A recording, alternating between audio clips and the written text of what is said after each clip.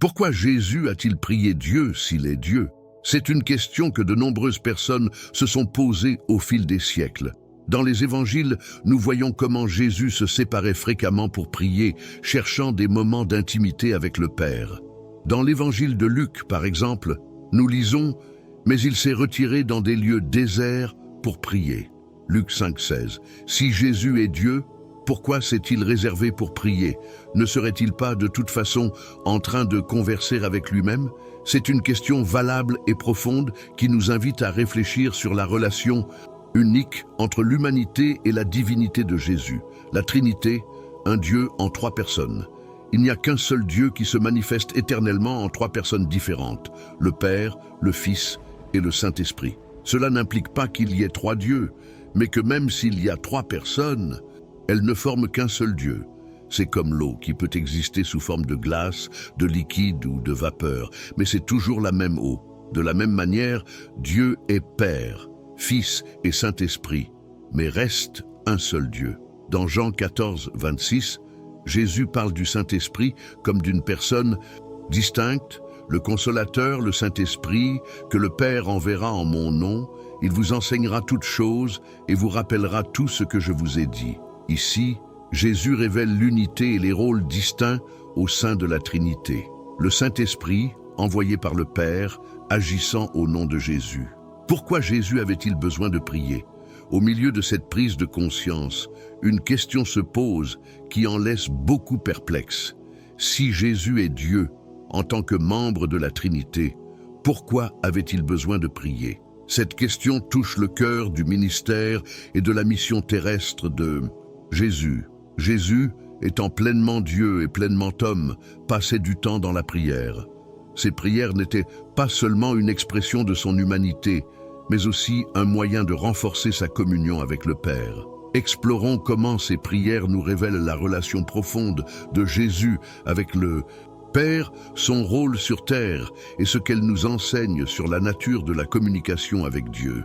Rejoignez-nous alors que nous cherchons à comprendre la beauté complexe des prières de Jésus et ce qu'elles signifient pour nos vies spirituelles. La nature de Jésus, divine et humaine. La nature de Jésus est extraordinaire et unique, car il est à la fois Dieu et une personne comme nous. Cela signifie que Jésus est Dieu à 100%, capable de faire des choses que Dieu seul peut faire, comme accomplir des miracles extraordinaires et sauver l'humanité d'une manière unique. Mais il est aussi 100% humain. Il ressent la faim, la douleur et à la fin expérimente la mort. C'est comme s'il possédait deux ensembles complets d'attributs en une seule personne. Imaginez avoir tous les super-pouvoirs, mais aussi vivre comme une personne normale, expérimenter tout ce que nous vivons, sauf que vous n'avez jamais commis la moindre erreur.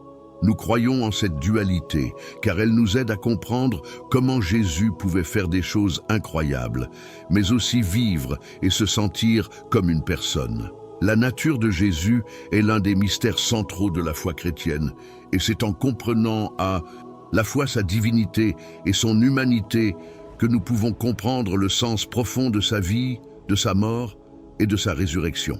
Le but des prières de Jésus, un modèle d'humanité. Jésus nous a enseigné la meilleure façon de parler et de vivre avec Dieu, la dépendance du Père. Jésus a vécu de telle manière qu'il nous a montré qu'il ne faisait rien de sa propre volonté. Comme il l'a dit lui-même, en vérité, je vous le dis, le Fils ne peut rien faire de lui-même, sinon ce qu'il voit faire le Père, car tout ce que fait le Père, le Fils le fait aussi. Jean 5, 19. Cela signifie que, Jésus a attendu que Dieu lui montre le chemin avant de faire quoi que ce soit, comme un enfant qui regarde et apprend de ses parents et n'essaye pas de faire les choses par lui-même. La vie de prière de Jésus est un modèle pour nous, une invitation à vivre dans une totale dépendance de Dieu, recherchant sa direction avant d'agir et en ayant confiance qu'il nous montrera toujours le chemin. Quand les choses sont devenues vraiment difficiles, juste avant d'être arrêté et crucifié, alors que Jésus faisait face à une immense angoisse, il a prié intensément en disant « Père, si tu veux, éloigne de moi cette coupe, mais que ma volonté ne soit pas faite, mais la vôtre. » Luc 22, 42. Ce moment est crucial car il révèle la profonde confiance de Jésus dans le projet de Dieu, même lorsque ses émotions humaines étaient à vif. Malgré la peur et la douleur qu'il ressentait, Jésus a préféré se soumettre à la volonté du Père. Sa prière nous enseigne une puissante leçon sur l'abandon total et l'obéissance à Dieu, en particulier dans les moments difficiles. Jésus n'a pas évité la souffrance, mais dans sa prière, il a montré son abandon total à la volonté divine, confiant pleinement que le plan de Dieu était le meilleur, même s'il n'était pas facile. Un autre objectif des prières de Jésus était d'apprendre aux disciples à prier. Jésus n'a pas gardé secrète sa vie de prière, il l'a partagée avec ses disciples. Un jour, quand ils lui demandèrent de leur apprendre à prier, il leur dit « Quand vous priez, dites « Père, que ton nom soit sanctifié, que ton règne vienne. Donne-nous chaque jour notre pain quotidien. Pardonne-nous nos péchés, car nous pardonnons aussi à tous ceux qui nous doivent, et ne nous induisons pas en tentation. » Luc 11, 2, 4. Dans cette simple prière, connue sous le nom de Notre Père, Jésus leur a montré que la prière n'est pas seulement une demande, mais une conversation complète avec Dieu. Cela nous apprend à louer son nom, à répondre à nos besoins, à reconnaître nos péchés et à rechercher de l'aide pour vivre correctement. De cette façon, les prières de Jésus deviennent un guide parfait pour se rapprocher de Dieu, lui parler de tout et faire confiance à ses soins et à sa direction dans nos vies. Un autre objectif des prières de Jésus était d'exprimer les émotions et les besoins humains. Jésus nous a montré qu'il expérimentait les émotions et les besoins humains comme chacun d'entre nous. À travers ses prières, il a exprimé sa douleur, son angoisse et d'autres émotions profondes. Un exemple de cela s'est produit dans le jardin de Gethsémani, une oliveraie tranquille, où Jésus a ressenti une tristesse si profonde qu'elle est devenue presque insupportable. La Bible nous dit « Alors il leur dit, mon âme est bien triste jusqu'à la mort. Reste ici et regarde avec moi. » Matthieu 26, 38. Jésus, connu pour guérir et aider les autres, était maintenant submergé par une tristesse si intense qu'elle le consumait presque. Ce moment révèle toute l'humanité de Jésus, qui a non seulement vécu pour aider les autres, mais qui a aussi fait face à ses propres souffrances et besoins émotionnels. Jésus cherchant direction et force dans la prière, Jésus se retira un peu plus loin dans le jardin, tomba la face contre terre et pria Dieu en disant « Mon Père, si c'est possible, que cette coupe s'éloigne de moi. Cependant, pas comme je veux, mais comme tu veux. » Matthieu 26, 39. Cette coupe dont il parlait était un symbole de la tâche difficile à laquelle il savait qu'il devait faire face, mourir sur la croix. Même s'il ne voulait pas souffrir, Jésus était prêt à faire ce que Dieu voulait, cherchant la force et la direction pour accomplir sa mission. Ce moment de prière révèle sa pleine humanité et, en même temps, sa totale obéissance au Père. Par cette prière, Jésus nous montre que, même dans les moments de plus grande détresse, rechercher la volonté de Dieu et la force qui vient de lui est essentiel. À un autre moment de la Bible, dans Luc 6, 12, 13, nous voyons Jésus chercher une direction dans la prière avant de prendre l'une des décisions les plus importantes de son ministère, l'élection des apôtres. Cet acte de recherche de la direction de Dieu dans la prière est un modèle que nous devrions suivre dans nos propres vies. À cette époque, Jésus montait sur la montagne pour prier et passait toute la nuit à prier Dieu. Le jour venu, il appela ses disciples et en choisit 12 parmi eux, qu'il appela apôtres. Luc 6, 12, 13. Avant de prendre une décision aussi importante que celle de choisir ses 12 amis les plus proches, qui seraient fondamentaux dans la mission de partager ses enseignements, Jésus a passé toute la nuit en prière, cherchant la volonté de Dieu. Il ne s'agissait pas simplement d'une discussion rapide, mais d'heures de connexion profonde, demandant de l'aide et des conseils. À travers cette nuit de prière, Jésus nous montre que, même en tant que fils de Dieu, il avait aussi besoin de soutien, de sagesse et de force, et il a trouvé tout cela en se connectant profondément avec Dieu. La Une prière n'était pas seulement une manière de demander, mais aussi un acte d'abandon et de recherche de la direction divine avant de prendre des décisions cruciales. Ces histoires nous rappellent que Jésus n'était pas seulement une figure spirituelle, mais aussi une personne qui éprouvait des émotions profondes et avait des besoins comme chacun d'entre nous. Il a ressenti une tristesse accablante et a cherché des endroits calmes pour demander conseil, montrant ainsi que nous pouvons faire de même lorsque nous sommes confrontés à des moments difficiles ou à des décisions importantes. Jésus nous a donné un modèle parfait de la façon de vivre en tant qu'êtres humains.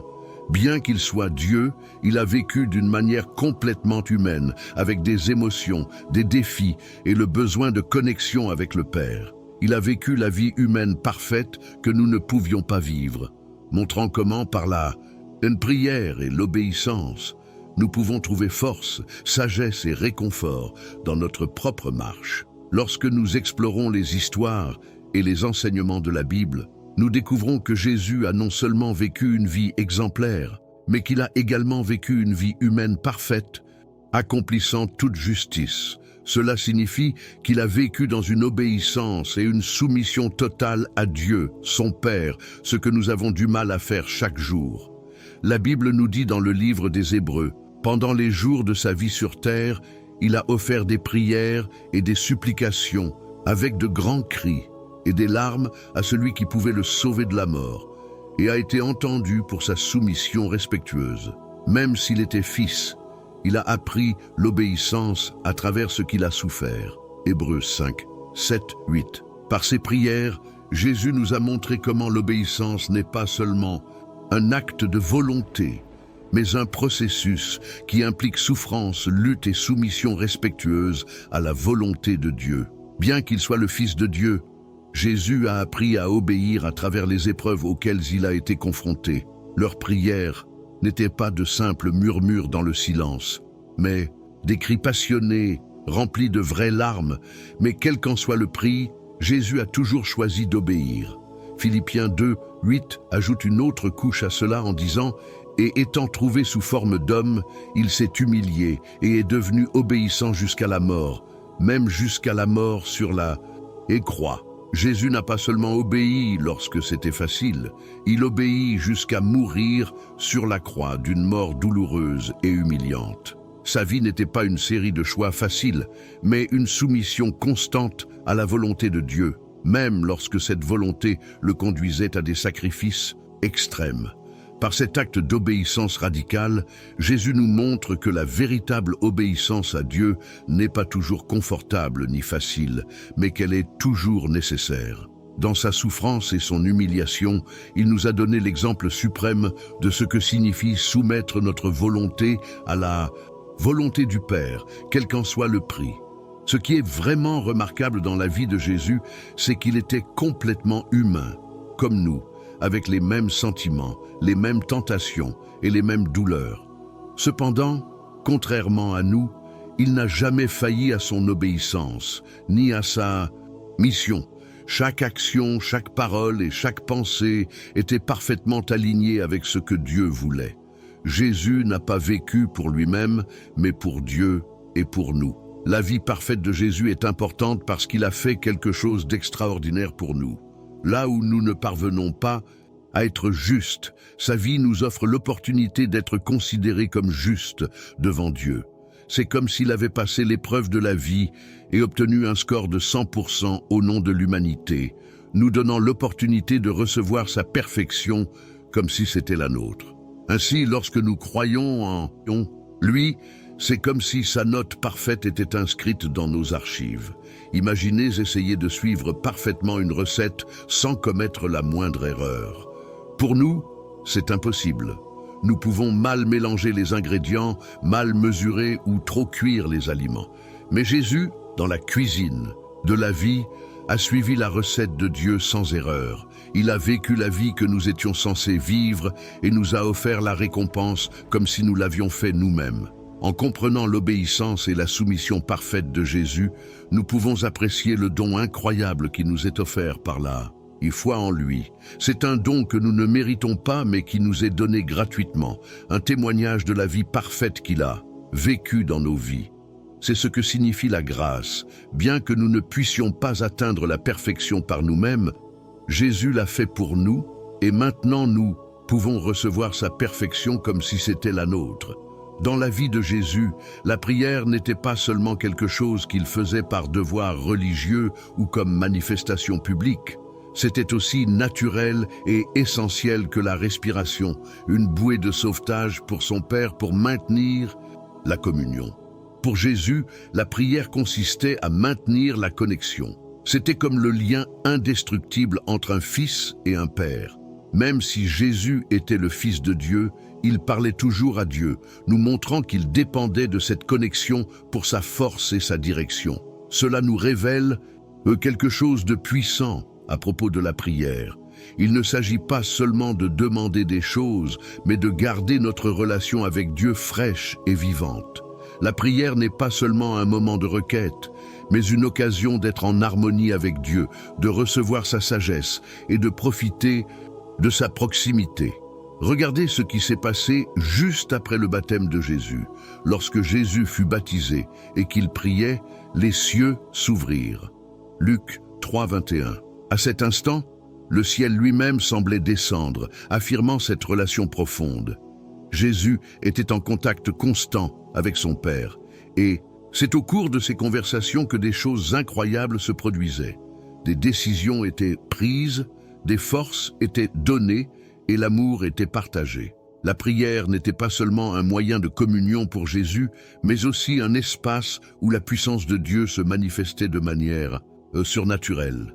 Chaque fois que Jésus priait, le ciel répondait, démontrant que la prière n'est pas seulement un acte de parole, mais plutôt l'ouverture d'un canal par lequel le divin peut intervenir dans le terrestre. À travers sa vie de prière, Jésus nous enseigne que lorsque nous maintenons notre lien avec Dieu, des choses extraordinaires peuvent se produire. La prière était aussi un acte d'amour et de confiance au sein de la Trinité, Père, Fils et Saint-Esprit. Tout comme Dieu, Jésus a exprimé sa confiance dans le Père par la prière. Par exemple, alors qu'il était sur le point de ressusciter Lazare d'entre les morts, il dit « Père, je te remercie de m'avoir entendu. Je savais que tu m'écoutais toujours. » Jean 11, 41-42.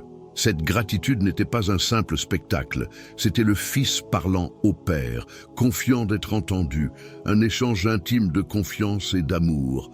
Jésus nous montre que la prière n'est pas seulement une demande, mais une expression de la relation personnelle que nous entretenons avec Dieu, un lieu où se trouve la confiance mutuelle et où l'amour se partage. À travers ces prières, Jésus nous enseigne comment, même si nous sommes divins, nous devons à tout moment dépendre de la volonté et de la voix du Père. Cela nous montre le cœur de la prière.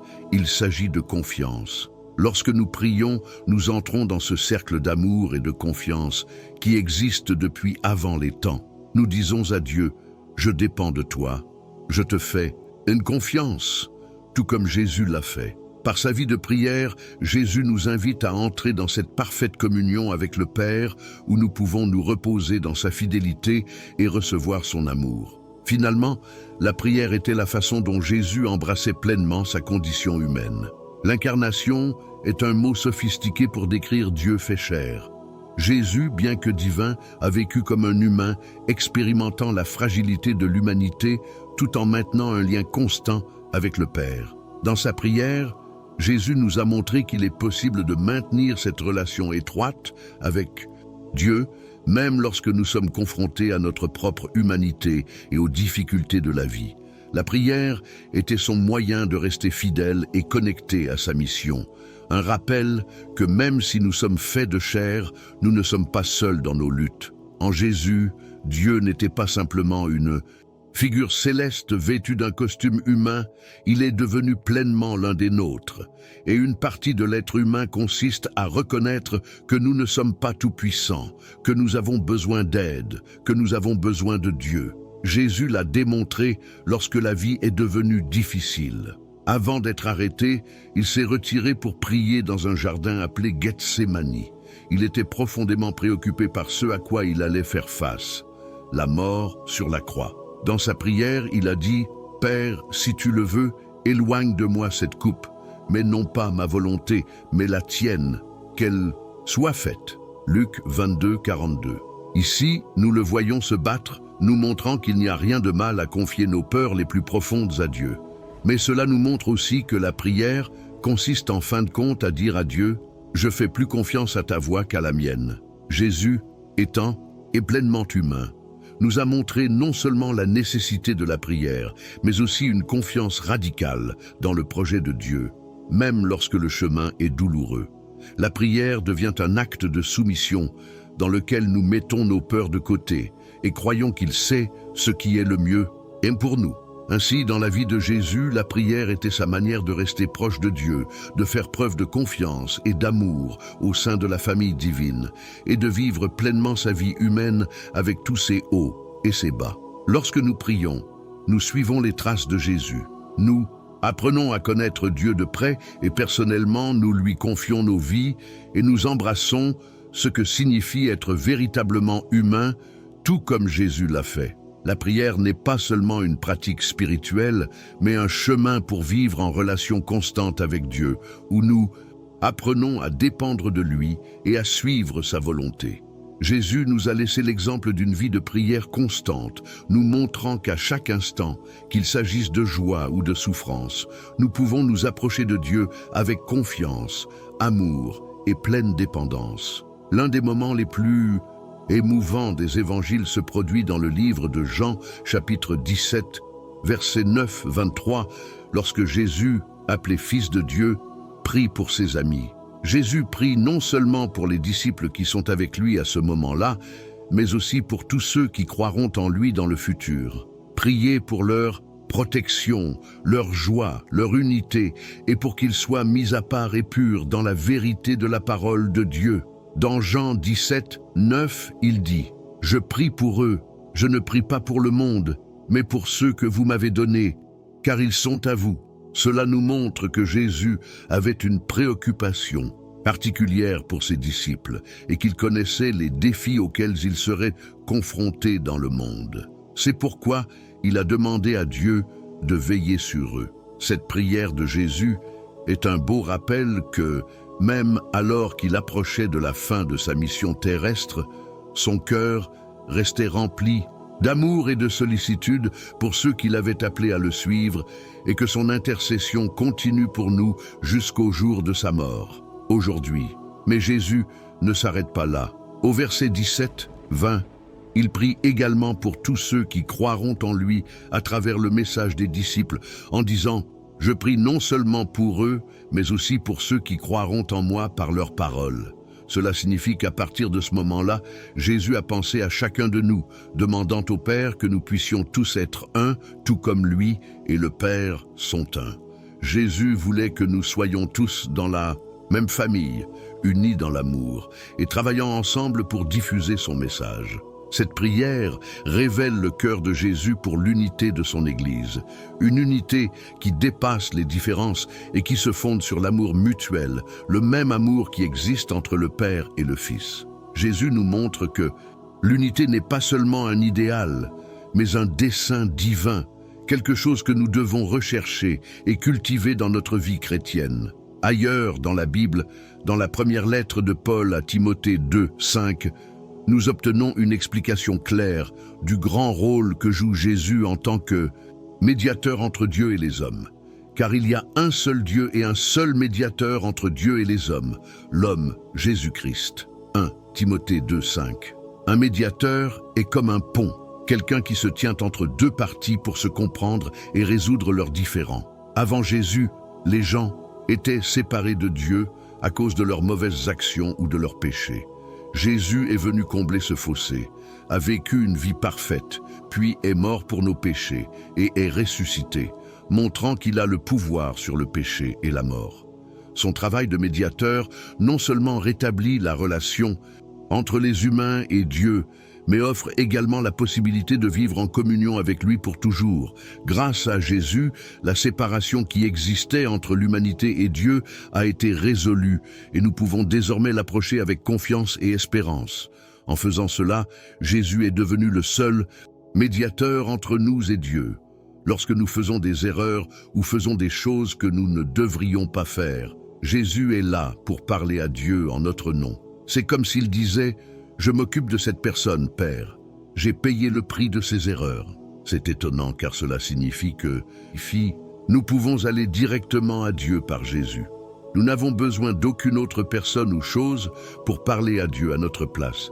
Jésus est notre ligne directe avec lui. Lorsque nous prions, nous pouvons prier au nom de Jésus et il parlera pour nous, s'assurant que nous restons connectés à Dieu. Jésus a non seulement ouvert la voie à notre salut, mais il continue également d'intercéder pour nous, nous permettant d'avoir une relation constante avec le Père, sans barrière. Donc, en termes simples, Jésus se soucie suffisamment de nous pour parler à Dieu de nos besoins, de notre protection et de notre unité les uns avec les autres et avec lui. En tant que médiateur, il est la raison pour laquelle nous pouvons avoir une relation personnelle avec Dieu malgré tout. De nos imperfections, il fait obstacle, garantissant que nous pouvons toujours être proches de Dieu. C'est un acte d'amour immense. Jésus non seulement est mort pour nous, mais il continue également d'intercéder pour nous chaque jour, apportant nos préoccupations et nos besoins au Père. Grâce à lui, nous n'avons pas à craindre la distance qui nous sépare de Dieu, car Jésus est le pont qui nous maintient. Connecté à son amour et à sa grâce, la prière dans la vie de Jésus n'était pas seulement un moyen de se connecter avec Dieu, mais aussi un moyen d'accomplir sa mission. La prière est comme un lieu de rencontre secret où nous nous asseyons avec Dieu pour parler de tout ce qui nous tient à cœur, y compris des grandes œuvres qu'il a pour nous. C'est là que nous acquérons la force de faire des choses qui nous semblent trop grandes, comme prendre des décisions difficiles ou accomplir des tâches qui montrent à tous à quel point Dieu est grand. Jésus nous a enseigné que la prière ne consiste pas seulement à demander, mais à recevoir la direction, la puissance et la sagesse pour accomplir l'œuvre que Dieu nous a confiée. Par la prière, Jésus a trouvé la force de faire face aux plus grands défis de sa vie et il nous invite à faire de même dans notre vie. Imaginez être tellement stressé et inquiet que vous transpirez comme s'il pleuvait de votre front. C'est ce que Jésus a ressenti une nuit, sachant qu'il devait affronter quelque chose de très difficile. Alors, qu'a-t-il fait? Il n'a pas essayé d'être courageux pour lui-même, mais a prié. Et alors, un ange du ciel apparut et lui donna, de la force. La Bible nous dit dans Luc 22, 43, « Et un ange lui apparut du ciel et le fortifia. » Cela nous montre que lorsque nous avons des tâches importantes à accomplir, nous pouvons prier comme Jésus l'a fait. Et Dieu peut nous envoyer de l'aide, tout comme un entraîneur encourage un joueur qui est sur le point de marquer le but vainqueur. La prière nous connecte à la source de toute force et nous rappelle que nous ne sommes pas seuls, même lorsque les choses semblent accablantes. Le choix des disciples était une décision cruciale pour Jésus, car il voulait que des amis l'accompagnent. Contre vent et marée, Jésus a dû prendre une décision importante en choisissant ceux qui continueraient son œuvre après son départ. Il n'a pas choisi n'importe qui, mais a passé toute la nuit à en parler à Dieu. La Bible nous dit dans Luc 6, 12, « À cette époque, Jésus allait à la montagne pour prier et passait toute la nuit à prier Dieu. » Jésus a compris l'importance de ce choix. C'est pourquoi il a passé du temps et prié à demander la direction de Dieu avant de prendre cette décision fondamentale. Cet acte nous enseigne l'importance de rechercher la direction de Dieu, en particulier lorsque nous sommes confrontés à des décisions qui auront un impact sur notre vie et sur l'avenir de ceux qui nous entourent. Quand le jour fut venu, il appela ses disciples et en choisit 12, qu'il appela aussi apôtres. La nuit entière que Jésus a passée avec Dieu était sa façon de s'assurer qu'il disposait du bon équipement. Lorsque nous sommes confrontés à des décisions importantes, comme choisir des amis ou former une équipe, nous pouvons nous arrêter et en parler à Dieu, tout comme Jésus l'a fait. En priant, avant de prendre des décisions clés, Jésus nous montre l'importance de rechercher la direction de Dieu, en s'assurant que nos choix sont alignés avec sa volonté. Cela nous enseigne que lorsque nous prenons des décisions qui affecteront notre avenir ou celui des autres, la prière doit être une priorité, car Dieu nous donne la sagesse et les conseils dont nous avons besoin. Glorifier le Père par des miracles est un autre aspect important. Il y a des moments où nous avons besoin que quelque chose d'extraordinaire se produise, comme un véritable miracle. Lorsque Jésus était sur le point de ressusciter son ami Lazare, il ne s'est pas contenté de claquer des doigts. Il a d'abord parlé à Dieu et l'a remercié de toujours l'écouter, comme un fils remerciant son père d'être toujours là. Voici ce qu'il dit dans Jean 11, 41-42. Et ils roulèrent la pierre, et Jésus, levant les yeux en haut, dit, « Père, je te remercie de ce que tu m'as entendu. Je savais que tu entends toujours, moi. Mais je l'ai dit à cause de la multitude qui est ici, afin qu'ils croient que tu m'as envoyé. » Ce moment nous montre que même les miracles de Jésus n'étaient pas seulement destinés à montrer sa puissance, mais à glorifier son Père, rappelant à tous qu'il n'a pas agi par sa propre volonté, mais comme un instrument entre les mains de Dieu. En priant avant d'accomplir le miracle, Jésus nous enseigne que tout ce que nous faisons, même le plus extraordinaire, doit être pour la gloire de Dieu. Jésus nous a montré que même lorsque nous sommes sur le point de faire quelque chose d'extraordinaire, il ne s'agit pas de montrer nos capacités, mais de démontrer la bonté et l'amour de Dieu.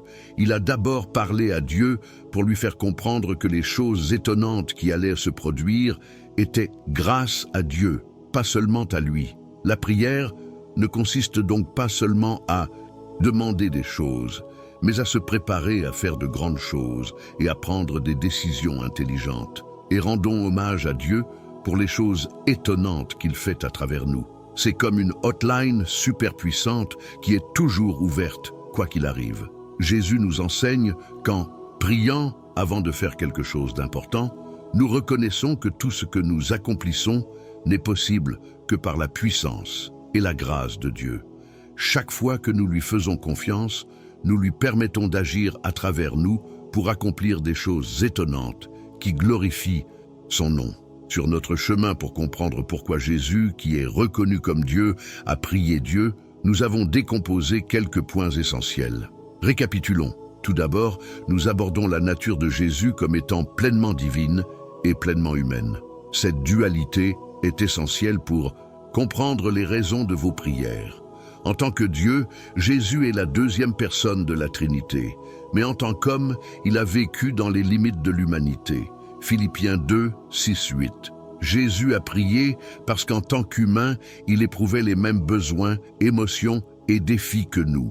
Lui, qui avait un accès direct à Dieu, se détournait néanmoins pour prier et chercher conseil, montrant ainsi sa totale dépendance à l'égard du Père. À travers ses prières, nous voyons comment Jésus nous donne un modèle de vie, nous enseignant que la prière n'est pas seulement un outil pour demander, mais aussi pour maintenir une connexion constante avec Dieu, surtout lorsque nous sommes confrontés à des défis.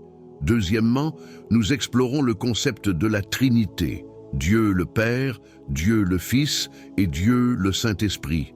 Trois personnes distinctes, mais une par essence. Jésus a communiqué avec Dieu le Père, nous montrant la relation parfaite au sein de la divinité, Jean 10, 30. L'importance des prières de Jésus est considérable. Ils ont révélé leur confiance en Dieu le Père, modelant leur dépendance à l'égard de la sagesse et de la force de Dieu, même face aux difficultés.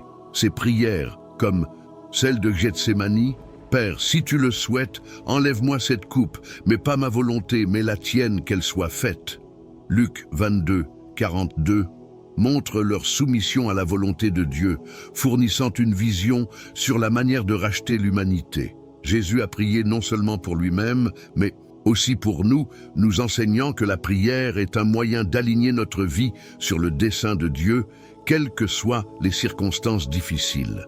De plus, les prières de Jésus constituaient une intimité de son ministère. Il a prié pour ses disciples et pour tous les croyants, demandant l'unité et la protection. Jean 17, 22-23. reflétant son rôle d'intercesseur et révélant la profondeur de son amour et de son engagement dans sa mission. Dans ces moments de prière, Jésus a révélé non seulement son lien avec le Père, mais aussi son souci constant de la santé spirituelle de ses disciples. Sa prière d'intercession demandant que tous soient un, comme lui et le Père sont un, montre non seulement son amour pour nous, mais établit également le modèle d'unité et de communion que nous devrions rechercher en tant qu'Église. Nous vous invitons à réfléchir sur l'exemple de Jésus et réfléchissez au rôle de la prière dans votre propre vie. Jésus s'est retiré dans des endroits isolés pour prier. Luc 5, 16. Étant le Fils de Dieu, il voyait la nécessité de prier. À combien plus forte raison, nous, ses disciples, avons-nous besoin de cultiver une vie de prière? Son exemple n'est pas simplement un rituel à suivre, mais une invitation à entretenir une relation personnelle avec Dieu, où nous pouvons déposer nos fardeaux et trouver guidage et réconfort dans l'essence de nos moments avec lui. Jésus, en priant, a montré cette prière est une manière d'être proche du Père, d'entendre sa voix et de nous aligner sur sa volonté. C'est un espace où nous trouvons la force d'avancer, tout comme lui. N'oubliez pas que la prière est un don, un dialogue et une offre de paix auquel vous pouvez participer. En réfléchissant à la vie de Jésus, réfléchissez à la manière dont votre propre vie de prière s'aligne sur son exemple.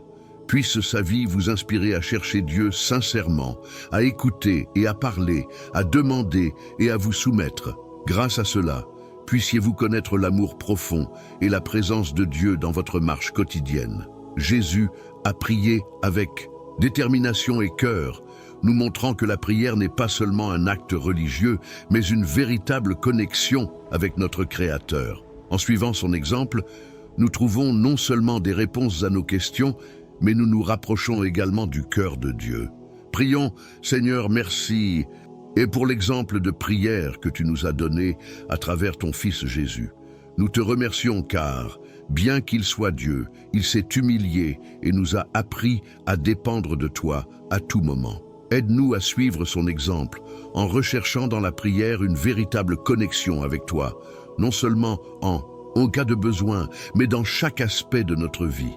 Puissions-nous, comme Jésus, prier avec confiance, sachant que tu nous entends, que nous pouvons trouver du réconfort en ta présence et que par la prière, nous nous rapprochons de toi. Nous vous demandons de nous donner la sagesse de savoir quand vous parlez, l'humilité de vous soumettre à votre volonté et la foi de faire confiance à vos projets, même lorsque nous ne comprenons pas tout ce qui se passe. Merci Seigneur de nous avoir donné cette ligne directe vers toi, de faire de la prière un don d'amour et de relation.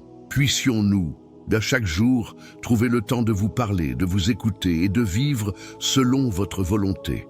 Au nom de Jésus, Amen. Où Jésus est-il allé ensuite?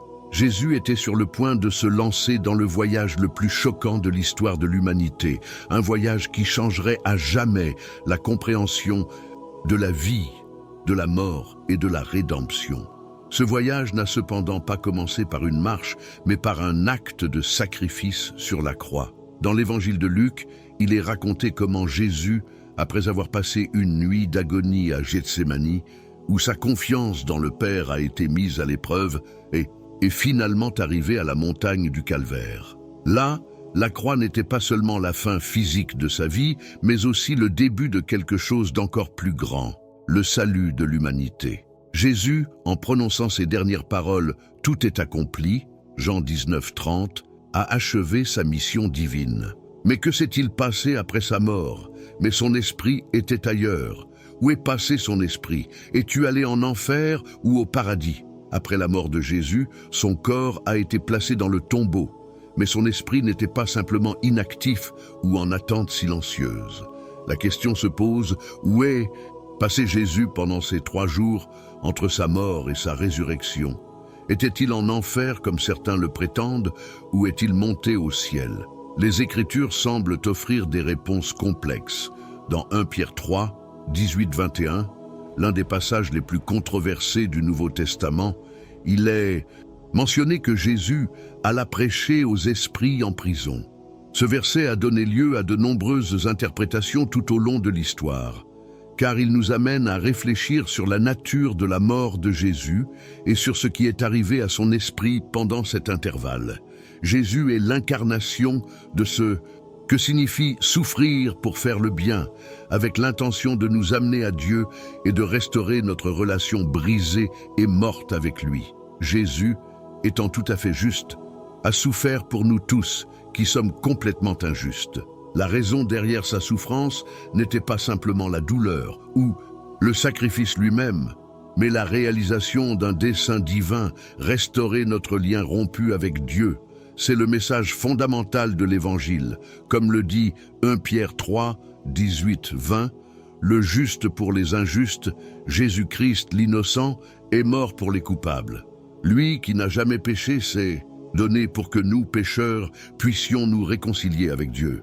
De plus, ce passage révèle que Jésus, après sa mort, n'est pas resté inactif, mais que dans son esprit, il est allé prêcher aux esprits en prison, ceux qui avaient désobéi auparavant au jour de Noé. Dieu, dans sa patience, a permis à ces hommes d'entendre la prédication, mais leur rejet a conduit à leur condamnation, culminant avec le jugement du déluge. Ce passage fait référence à un acte que beaucoup considèrent comme mystérieux. Jésus prêchait aux esprits en prison.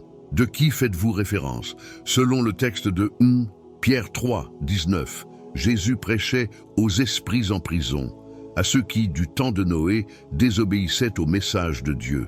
Cet acte soulève de nombreuses questions sur ce qui s'est passé entre la mort et la résurrection de Jésus. L'un des points les plus controversés est l'interprétation selon laquelle Jésus serait descendu à Hadès ou au royaume des morts pour prêcher l'évangile aux âmes perdues. Cette théorie est basée sur l'idée que Jésus, après sa mort physique, n'était pas seulement dans son tombeau, mais qu'il visitait d'une manière ou d'une autre le lieu des morts pour leur offrir l'opportunité d'entendre le message du salut, bien qu'il ait été rejeté de leur vivant. Ce passage suggère que même si ces personnes ont désobéi au cours de leur vie, le Christ n'a pas cessé d'agir, même dans les instants qui ont suivi sa mort. Certains croient que Jésus a proclamé sa victoire sur la mort et le péché, offrant enfin une dernière chance à ceux qui n'ont pas eu l'occasion de connaître la vérité de son vivant. Cela ouvre, sans aucun doute, la porte à de nombreux débats théologiques sur la nature du salut et la portée du sacrifice du Christ. Le pouvoir et l'autorité de Jésus sur tous les êtres, c'est fascinant d'y penser. Jésus a prêché aux esprits en prison, un acte qui renforce le concept selon lequel même ceux qui sont sous terre, dans le royaume des morts, doivent reconnaître Jésus comme leur Seigneur suprême. Quelle que soit la situation, la Bible a une réponse claire. Jésus a autorité et pouvoir sur toutes choses. C'est une déclaration puissante qui nous rappelle le pouvoir absolu de Jésus. Il règne sur toutes choses, tant au ciel que sur terre et sous la terre. Cette vérité nous rend humbles, mais elle nous donne également de l'espoir et du réconfort, sachant que nous avons un Seigneur aimant et puissant qui contrôle tout. Philippiens 2, 10 dit « Ainsi, au nom de Jésus, tout genou fléchira dans les cieux, sur la terre et sous la terre. » Cette déclaration révèle l'intégralité de la création, reconnaissant la supériorité sans précédent de Jésus-Christ. Il nous rappelle que toutes les créatures, où qu'elles soient et dans n'importe quel état, finiront par se soumettre à son autorité. C'est une image puissante qui montre le lien profond et la soumission universelle à Jésus en tant que Seigneur. Un rappel que nous devons tous nous abandonner complètement à lui, non seulement en parole, mais aussi en action. L'abandon total à Jésus est à la fois humiliant et stimulant et devrait nous inciter à vivre une vie pleine de sens, en reconnaissant sa souveraineté absolue. Cette reconnaissance de la souveraineté de Jésus, selon laquelle tout genou fléchira et toute langue confessera qu'il est Seigneur, est une image dont beaucoup imaginent qu'elle se produira formellement lors du jugement final. À ce moment-là, toutes les créatures, au ciel, sur terre et en enfer, seront forcées de s'agenouiller et de déclarer que Jésus-Christ est Seigneur. Cet acte d'abandon total n'est pas seulement un acte de soumission en parole, mais une affirmation qui doit se refléter dans les actes de chacun. Certains interprètent la référence à ceux qui sont sous la terre comme une allusion aux âmes des morts, à qui Jésus donnera l'occasion de reconnaître son autorité. Cependant, ce passage est en lien avec un autre passage crucial de 1 Pierre 4, 6, où Pierre mentionne que c'est pour cette raison que la bonne nouvelle a été prêchée aux morts, afin que, bien qu'ils soient jugés dans la chair comme les hommes, ils vivent, selon Dieu, dans l'esprit. Ici, Pierre semble suggérer que la prédication de Jésus aux morts a un but au-delà de la simple condamnation. C'est un acte de proclamation de l'Évangile qui permet aux âmes d'entendre le message du salut, même après la mort physique. Bien que la signification exacte de ces versets reste controversée, certains ont utilisé à tort ce texte pour soutenir l'enseignement d'une seconde chance de rédemption pour ceux qui sont déjà morts, une doctrine qui n'est pas soutenue par le reste de l'Écriture. Dans la plupart des passages bibliques, il est enseigné que le jugement et le salut sont des questions de la vie mortelle, et qu'après la mort, il n'y a aucune possibilité de se repentir. Hébreux 9, 27. Le débat sur la localisation de l'esprit de Jésus et sa prédication aux esprits en prison est donc une question complexe. Cependant, ce qui est clair, c'est que Jésus, par son sacrifice et sa résurrection, a remporté la victoire définitive sur la mort, le péché et les forces du mal. Son pouvoir est absolu et son autorité est reconnue non seulement sur terre, mais dans tout le cosmos, y compris le royaume des morts. La vie après la mort est un profond mystère, et la mort elle-même, bien qu'elle soit généralement considérée comme la fin de l'existence terrestre, semble dans de nombreux passages bibliques ouvrir la porte à un monde spirituel. Jésus, selon les Écritures, prêchait non seulement aux vivants, mais aussi à ceux qui étaient déjà partis. Dans 1 Pierre 3, 19, il est mentionné que pendant la période entre sa mort et sa résurrection, Jésus a prêché aux esprits en prison.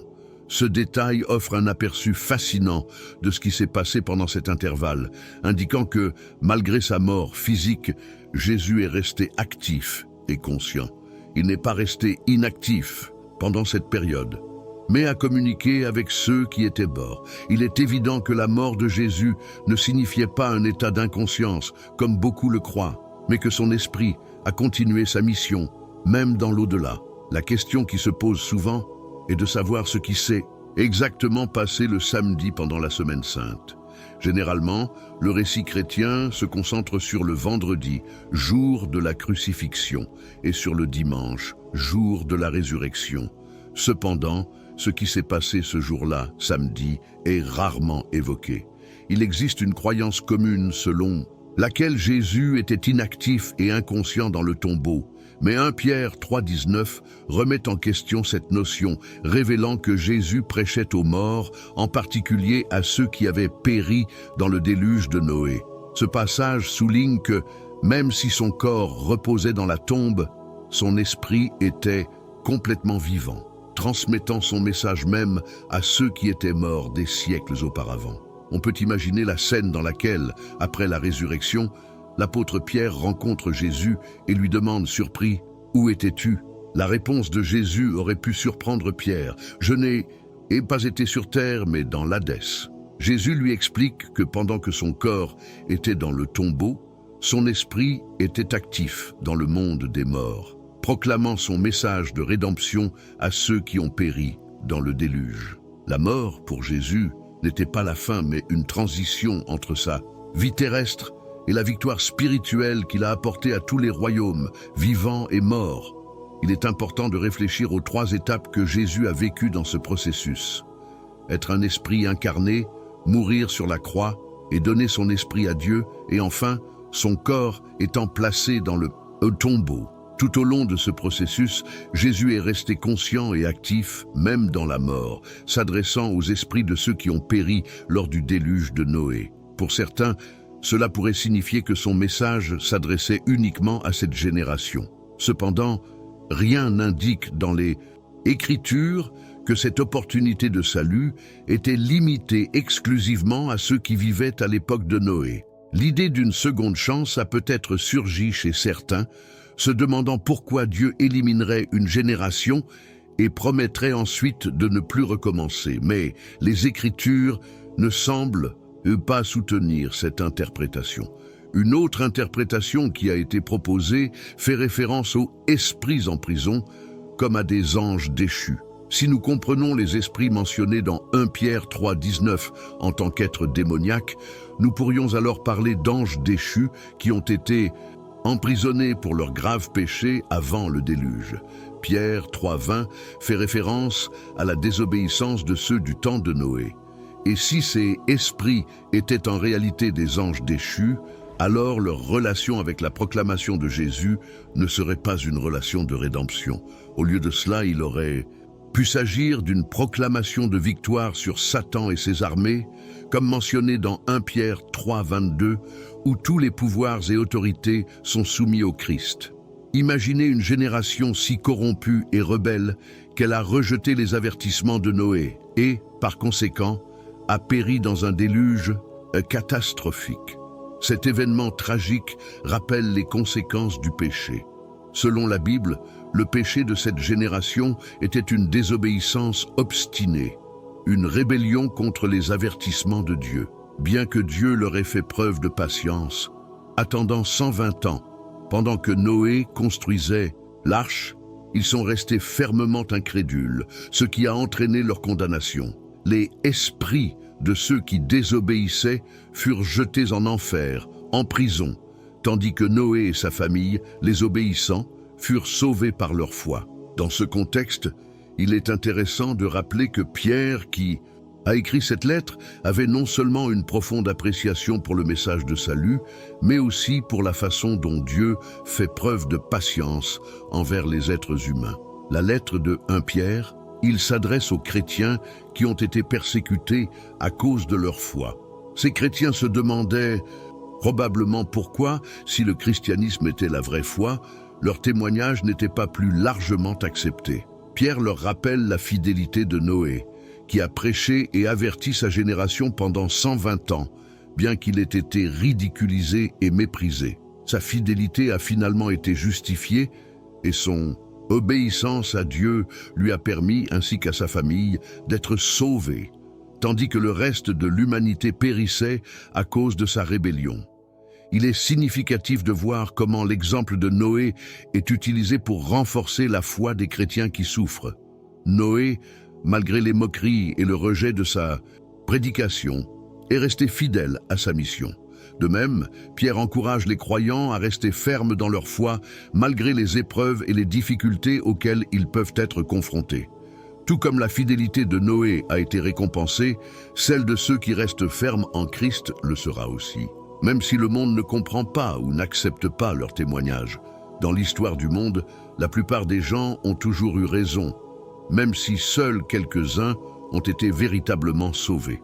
Ce contraste entre la multitude et quelques justes est un thème récurrent dans la Bible. La foi d'un croyant ne devrait pas être ébranlée par le fait que seuls quelques-uns suivent véritablement le chemin de la vérité. À l'époque de Noé, par exemple, il n'y avait que 8 personnes qui croyaient, mais ce n'était pas l'eau qui les sauvait, mais les moyens que Dieu utilisait pour accomplir son jugement.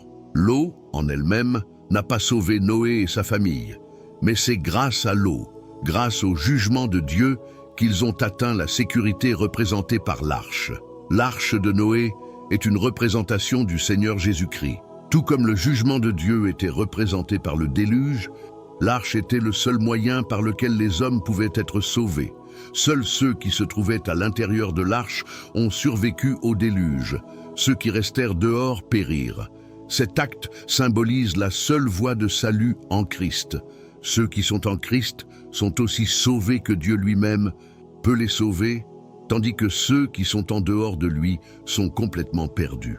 L'arche servait alors de refuge, transportant les croyants à travers les eaux du jugement vers un lieu sûr, une nouvelle création. C'est un parallèle direct avec l'œuvre rédemptrice du Christ, qui a enduré la fureur du jugement de Dieu contre nos péchés.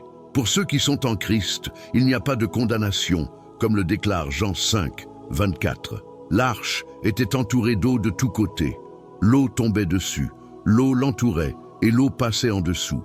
Cependant, l'arche a transporté les justes vers la sécurité, tout comme Christ transporte ceux qui ont confiance en lui d'un lieu de mort et de destruction à un lieu de résurrection et de vie éternelle. Cette image du salut par le jugement et la mort est au cœur de la prédication de Jésus, même si nous ne savons pas pourquoi il a prêché aux esprits en prison. L'acte de prêcher est simplement la proclamation du message de Dieu, mais on ne nous donne pas de détails sur le message spécifique que Jésus a proclamé à ses esprits, ni sur le but ou le résultat de cette prédication. Même si nous pouvons spéculer, les Écritures ne nous donnent pas d'enseignement dogmatique sur ce point. 3 jours après sa mort, son corps et son esprit furent réunis et Jésus ressuscita des morts. La résurrection de Jésus-Christ est la première fois dans l'histoire de l'humanité qu'une personne ressuscite et ne connaîtra plus jamais la mort. D'autres qui ont été ressuscités plus tard, comme Lazare, ont finalement succombé à nouveau. La Bible nous dit que c'est le Saint-Esprit qui a ressuscité Jésus d'entre les morts, comme le décrit Romains 6, 4. De même que Christ est ressuscité des morts par la gloire du Père, marchons aussi en nouveauté de vie. De même, dans Jean 2, 18-22, Jésus lui-même a déclaré qu'il ressusciterait des morts, notant que le temple auquel il faisait référence n'était pas le bâtiment physique, mais plutôt son propre corps. La résurrection de Jésus a eu des effets non seulement dans le monde spirituel, mais aussi dans le monde physique. Selon l'évangile de Matthieu, juste après la mort de Jésus, un événement miraculeux s'est produit. Les tombeaux ont été ouverts et les corps de nombreux saints morts ont été ressuscités. Ces saints sont sortis des tombeaux et sont apparus à Jérusalem après la résurrection de Jésus. Cet événement unique, que l'on ne retrouve pas dans les autres évangiles, met en évidence comment la mort et la résurrection de Jésus ont apporté la victoire sur la mort. Le sacrifice de Jésus sur la croix, suivi de sa résurrection, ont vaincu la puissance de la mort, comme le montre ce miracle. La résurrection de ces saints constitue un témoignage puissant de l'œuvre complète de Jésus. Dans le langage biblique, ceux qui s'étaient endormis fait référence à ceux qui sont morts, mais dont le salut était certain, indiquant que même si la mort les séparait physiquement de la vie, leur destinée éternelle était assurée en Christ. Cet acte de résurrection est une manifestation de la victoire sur la mort et le péché que Jésus a obtenu grâce à son sacrifice. Comme Moïse et Élie, qui ont été choisis pour apparaître aux côtés de Jésus lors de la transfiguration, ces saints ressuscités symbolisent le fait que malgré le jugement porté sur les dirigeants d'Israël, ces personnes continuent d'occuper une place particulière dans les plans de Dieu. Enfin, la résurrection de ces saints est également liée aux prophéties d'Ézéchiel concernant la restauration et l'espérance du peuple d'Israël. Bien qu'Israël ait subi le jugement et la condamnation, les Écritures montrent qu'ils ne sont pas hors de portée de la grâce et du plan divin. La résurrection des justes révèle non seulement la victoire du Christ sur la mort, mais annonce également une restauration future dans laquelle tous les fidèles, juifs et gentils, partageront la vie nouvelle et la gloire de Dieu.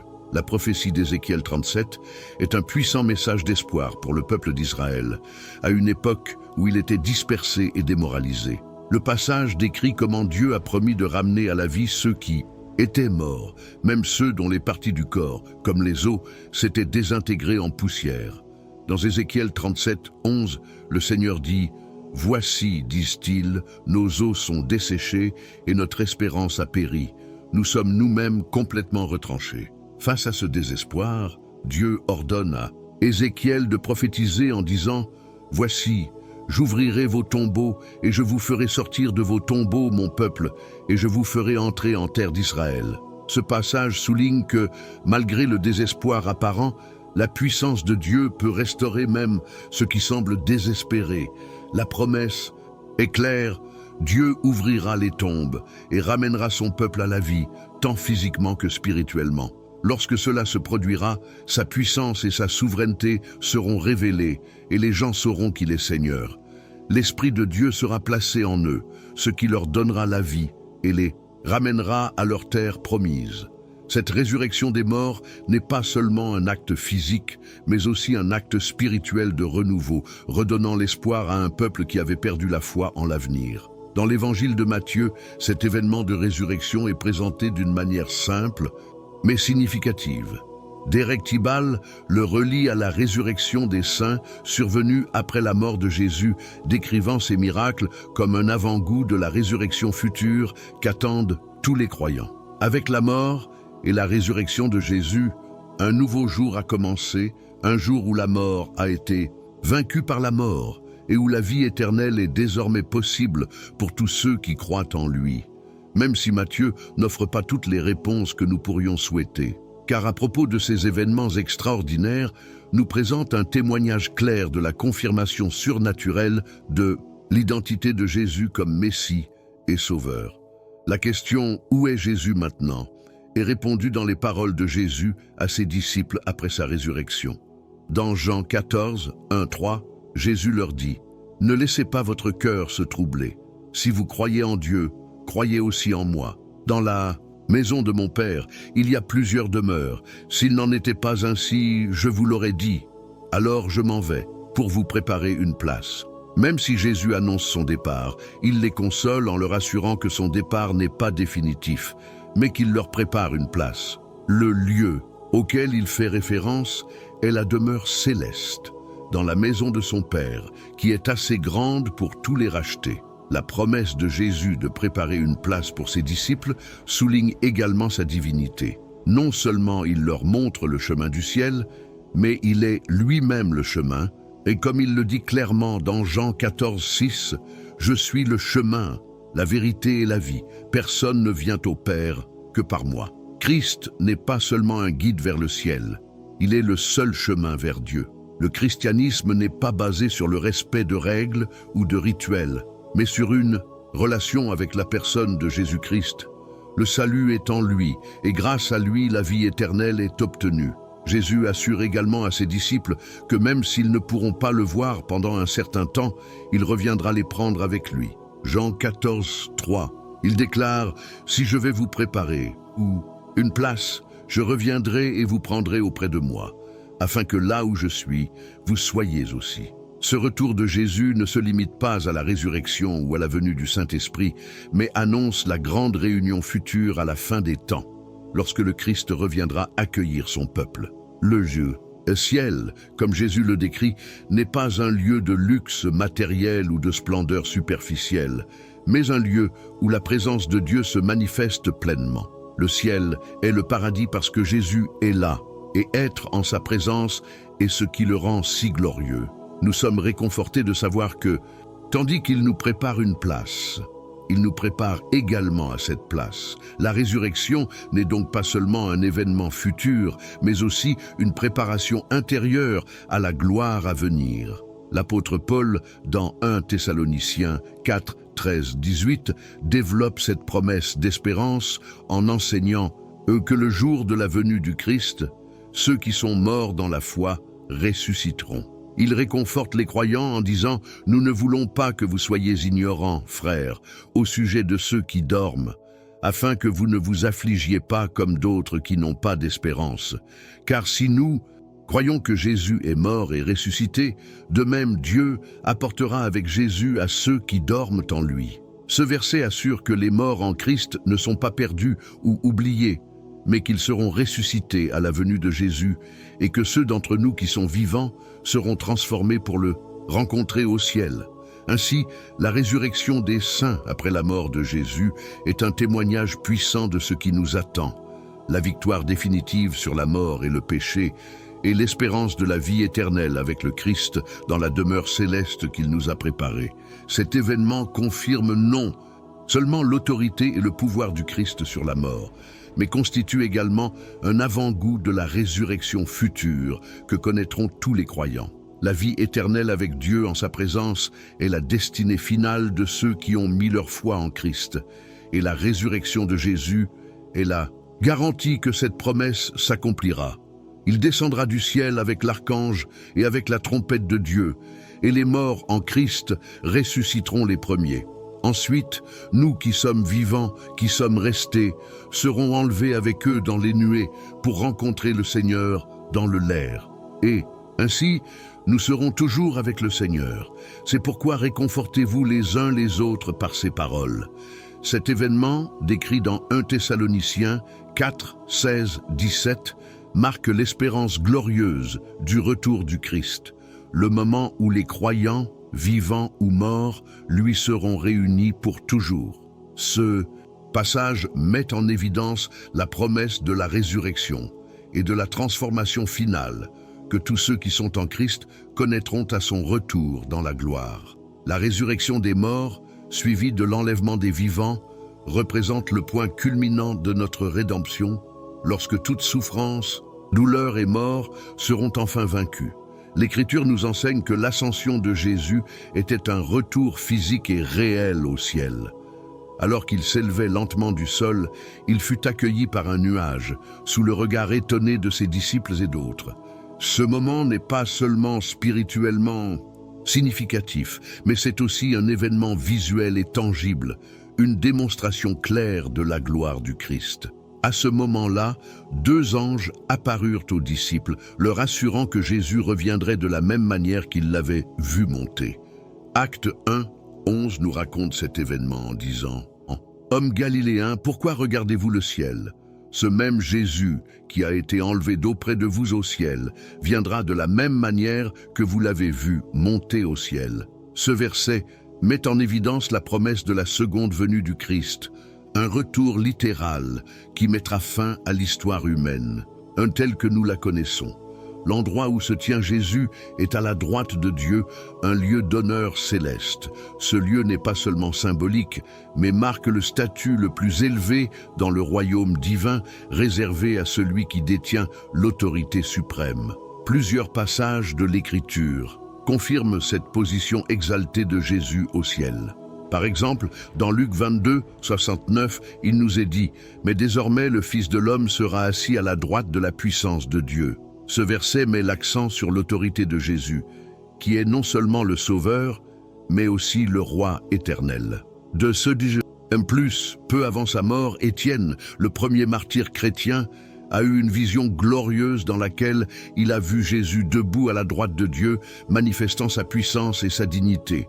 C'est la demeure de Jésus, un ciel réel et tangible, le royaume de la gloire de Dieu où se trouvent aussi les anges et tous les croyants rachetés. 2 hommes, après l'ascension de Jésus, ont confirmé aux disciples qu'il est désormais à la droite de Dieu le Père, établissant une fois de plus que son règne est éternel et incassable. Maintenant, l'apôtre Paul imagine se retrouver face à face avec Jésus. Que ferait-on à ce moment-là ? On pourrait penser que ce serait une rencontre glorieuse et pleine de joie, mais pour Pablo, ce fut l'un des jours les plus difficiles de sa vie. Avant sa conversion, Saul de Tarse était un fervent pharisien, un leader dans la persécution des disciples de Jésus. Selon le récit d'Acte 9, sa transformation s'est produite sur le chemin de Damas, lorsqu'il a eu une vision directe de Jésus ressuscité. À l'époque, Saül avait probablement la trentaine, et bien qu'il ait observé la croissance rapide du christianisme, il y voyait une menace dangereuse pour le judaïsme. Déterminé à éradiquer cette voie qu'il considère comme une secte hérétique, il se dirige avec élan vers Damas. Alors qu'il approchait de la ville, un événement surnaturel se produisit. Soudain, une lumière jaillit du ciel, l'enveloppant complètement. Saül tomba à terre et entendit une voix qui lui disait « Saul, Saul, pourquoi me persécutes-tu » Intrigué, Saül demanda « Qui es-tu, Seigneur » Et la voix répondit « Je suis Jésus, que vous persécutez. Levez-vous et entrez dans la ville, et on vous dira ce que vous devez faire. » Les hommes qui voyageaient avec lui furent étonnés, car ils entendirent un bruit, mais ne comprirent pas les paroles adressées à Saül. Ils n'ont pas vu Jésus, seulement lui l'a vu, et ce moment marquerait le début de son appel à l'apostolat.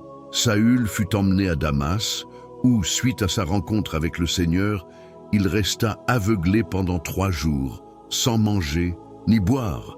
Cette période d'obscurité était une manifestation littérale et spirituelle de sa transformation, un temps de profonde réflexion et de repentir avant que sa vie ne change pour toujours. Un autre homme qui a témoigné que Jésus est au ciel est l'apôtre Jean. Dans le livre de l'Apocalypse, le titre « Révélation » vient précisément de l'événement central qu'il décrit, la manifestation de Jésus-Christ aux hommes vivant sur terre au cours des derniers jours. L'Apocalypse commence avec Jésus comme révélateur, et Jean était chargé de documenter tout ce qu'il voyait. L'apôtre Jean a une vision saisissante d'un Jésus glorifié et puissant qui ne ressemble en rien à un homme ordinaire. Cependant, avant que Jean ne contemple Jésus, la première chose qu'il entend est sa voix. Dans Apocalypse 1, 10, 12, Jean raconte « J'étais en esprit le jour du Seigneur, et j'entendis derrière moi une voix forte comme une trompette disant « Je suis l'alpha et l'oméga, le premier et le dernier. Et ce que vous voyez, écrivez-le dans un livre et envoyez-le aux 7 églises qui sont en Asie, à Éphèse, Smyrne, Pergame, Thyatire, Sardes, Philadelphie et Laodicée.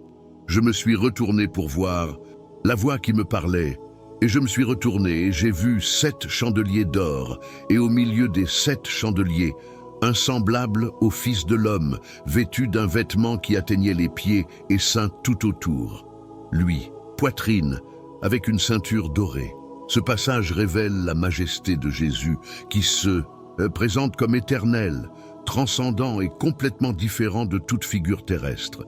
La vision que Jean reçoit n'est pas seulement une révélation de Jésus dans sa glorification céleste, mais aussi un rappel de son autorité et de sa souveraineté sur toute la création. Voilà, Jean avait vu le Fils de l'homme, Jésus-Christ, le juste. Selon Johann, la voix forte qu'il entendait était aussi distinctive et frappante qu'une trompette. La voix puissante appartient à l'alpha et à l'oméga, le premier et le dernier, qui est au début et à la fin de tout. Parce que Jésus s'est identifié avec ses noms. Dans Apocalypse 1, 18, nous savons que c'était la voix forte de Jésus. Le premier et le dernier est un titre qui appartient au Seigneur Yahweh, le Dieu d'Israël.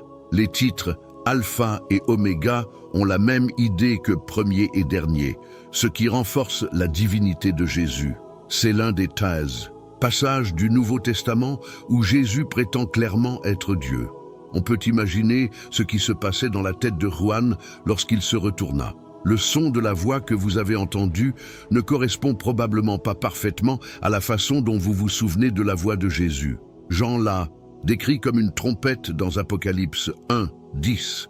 Mais il savait que c'était Jésus parce que la voix s'identifiait comme l'alpha et l'oméga, le début et la fin de toute chose. Après avoir passé tant de temps avec Jésus pendant son ministère sur terre, Jean a reconnu la voix et la présence de son Seigneur. Ministère sur terre, Jean a enfin eu l'occasion de se retrouver face à face avec lui.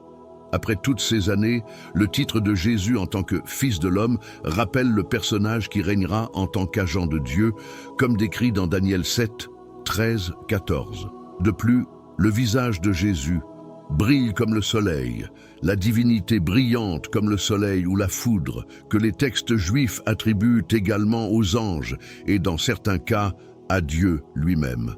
Dans Apocalypse 10, 1, Jean décrit « Puis j'ai vu un autre ange descendre du ciel avec un nuage, et l'arc-en-ciel était au-dessus de sa tête, et son visage était comme le soleil, et ses pieds étaient comme des colonnes de feu. » Cette image met en valeur la présence glorieuse et puissante de Dieu. Jean continue dans Apocalypse 1, 16, 17. Dans sa main droite, il avait 7 étoiles, et de sa bouche sortait une épée tranchante à 2 tranchants, et son visage était comme le soleil lorsqu'il brille dans sa force. Quand je l'ai vu, je suis tombé comme mort à ses pieds, et il posa sa main sur moi, en disant « Ne crains rien, je suis le premier et le dernier ». Cette description souligne la divinité absolue de Jésus, le Fils de Dieu. Même si Jean était un apôtre qui avait rencontré Jésus au cours de son ministère sur terre, il fut étonné de voir cette incroyable vision. Même les 3 années que Jean a vécues avec Jésus ne l'ont pas suffisamment préparé au moment où Jésus lui apparaîtra dans sa majesté céleste. À ce moment-là, Jean a compris la puissance divine et la majesté auquel Jésus a renoncé alors qu'il parcourait la terre. Jean a compris à quel point c'était un miracle que Jésus puisse cacher sa gloire et son autorité pendant qu'il vivait parmi nous. Dans Apocalypse 1, 18, Jésus se présente en disant « Je suis celui qui vit et j'étais mort. Voici, je vis pour toujours et à jamais, et j'ai les clés de la mort et de l'Hadès. » Jésus réconforte Jean en le touchant avec compassion. Peut-être que le contact de Jésus lui semblait plus familier que son apparence. Jésus dit alors à Jean de ne pas avoir peur. Jean n'avait aucune raison d'avoir peur, car il était en présence de Jésus, qui s'identifiait clairement avec 3 titres significatifs. Jésus est le premier et le dernier, le Dieu de toute éternité, le Seigneur de l'éternité passée et future. Jésus est celui qui vit et était mort et vit désormais pour toujours. Sa résurrection n'était pas seulement un retour temporaire, il vit pour ne plus jamais mourir. La victoire de Jésus sur le péché et la mort est éternelle, ce qui signifie qu'il n'est pas ressuscité pour mourir à nouveau. Jésus détient les clés de l'Hadès et de la mort, ce qui signifie qu'il a un contrôle absolu sur la mort. Certains pensent qu'il a le pouvoir de décider qui vit et qui meurt, mais c'est une erreur. Seul Jésus possède les clés de l'Hadès et de la mort. Il est le seul à pouvoir ouvrir les portes de la mort et accorder la vie éternelle à ceux qui suivent ses voies. Quand Jésus est mort, il l'a fait à son époque. Il a rendu son esprit quand il l'a décidé, et la nouvelle de sa mort a surpris Pilate, qui avait autorité sur la vie et la mort. Jésus est ressuscité des morts après avoir rendu son esprit et a le pouvoir de libérer ses disciples de la mort afin qu'ils puissent être avec lui pour toujours. La Bible utilise fréquemment l'image des clés comme symbole d'autorité et de contrôle. Toute personne possédant un passe-partout dans un bâtiment a le pouvoir d'entrer dans n'importe quelle pièce et d'ouvrir n'importe quelle porte du bâtiment. Dans la vie de tous les jours, la clé symbolise la propriété, la vérité et le pouvoir. Lorsque le locataire rend la clé au propriétaire, le propriétaire reprend le contrôle et la possession du bien. De la même manière, le Christ, détenant les clés de la mort, a un contrôle total sur l'Hadès et sur la mort elle-même. Le mot « enfer », dans la Bible, cela signifie la place des âmes, et dans Luc 16, 26, il est dit « En outre, entre nous et vous, il y a un grand gouffre, de sorte que ceux qui voudraient passer d'ici à vous ne le peuvent pas, et ne peuvent pas non plus passer de là à ici. » Les clés du Christ ont fermé l'accès à l'Hadès aux esprits perdus. Christ a vaincu la mort parce qu'il était sans péché. Et la malédiction qui est tombée sur l'humanité dans le jardin d'Éden, apportée par le péché, a finalement été vaincue par lui. Comme cela est clairement indiqué, Christ a vaincu la mort, et les conséquences de ce triomphe pour nous sont considérables, éternelles. La victoire du Christ sur la mort est le fondement de la bonne nouvelle de l'Évangile. Sans la résurrection, il n'y aurait pas d'Évangile. En fait, il n'y aurait aucun espoir pour nous. Dans 1 Corinthiens 15, 17, il est dit « Et si Christ n'est pas ressuscité, votre foi est vaine. Vous êtes toujours dans vos péchés. » D'autres prophètes ont rempli le peuple de Dieu du désir qu'un jour le Seigneur abolisse la mort. Osée 13, 14 dit « Je les rachèterai de la puissance du Skéol. Je les rachèterai de la mort. Ô mort, je serai ta mort. Ô Shéol, je serai ton aiguillon. » Ésaïe 25. 8 prophétise également « Il détruira la mort pour toujours. Le Seigneur Dieu essuiera toute larme de chaque visage. Il enlèvera la honte de son peuple de toute la terre, car le Seigneur l'a dit. La mort était sans aucun doute l'arme la plus puissante et la plus terrifiante contre les croyants. Mais les croyants sont plus que vainqueurs à travers celui qui les a aimés. Christ a vaincu la mort, et les croyants restent fermes sur les paroles de Jésus. Il est impératif de ne pas oublier que c'est le Père qui a accordé à Jésus-Christ le droit d'occuper cette position élevée d'autorité et de dignité en récompense de ce qu'il a fait.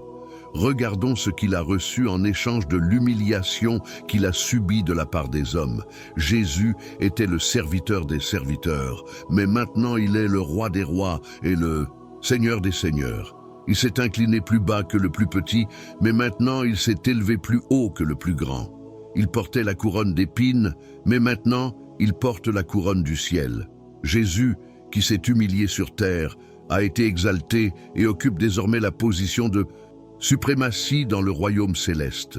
Mais maintenant, il est le Seigneur des seigneurs et le roi des rois. Adorons-le en réfléchissant à ces vérités simples mais inestimables. Venez étaler nos trésors à ses pieds et intronisons-le comme Seigneur de tous. La vérité est que les gens craignent une chose, plus que tout, c'est la mort. Pour le monde, la mort est inconnue, un mystère redouté et évité. Les personnes non sauvées ressentent de la peur lorsqu'elles réfléchissent à ce qui les attend. Vais-je devoir rendre compte de ce que j'ai fait ou de ce que je n'ai pas fait? Vais-je brûler en enfer? Haine pour toujours? Ou vais-je atteindre un état de bonheur éternel? Ne vous y trompez pas, l'enfer est réel, que la plupart des gens l'admettent ou non. La mort change la vie des gens et c'est un sujet auquel nous ne pouvons échapper. Mais pour les croyants en Christ, la mort n'est pas la fin. C'est juste le pas vers une vie nouvelle et glorieuse. Après notre vie sur terre, les chrétiens marcheront dans une marche victorieuse à la suite du Christ qui a vaincu la mort. Il n'y a aucune raison d'avoir peur, car pour quiconque croit au Christ, la victoire sur la mort est déjà remportée. Cette réflexion devrait nous faire dire « Adorons celui qui détient les clés de l'enfer et de la mort. Nous venons en sa présence avec des actions de grâce et nous nous réjouissons en lui avec des chants. C'est lui qui a autorité sur tout, qui a vaincu la mort et l'Hadès et nous a donné l'espoir de la vie éternelle avec lui.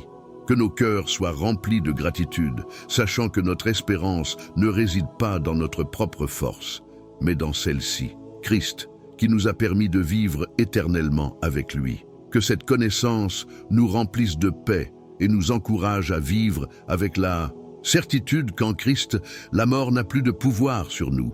Alors que nous nous approchons de lui dans l'adoration, rappelons-nous qu'il est la source de notre vie, de notre espérance et de notre salut.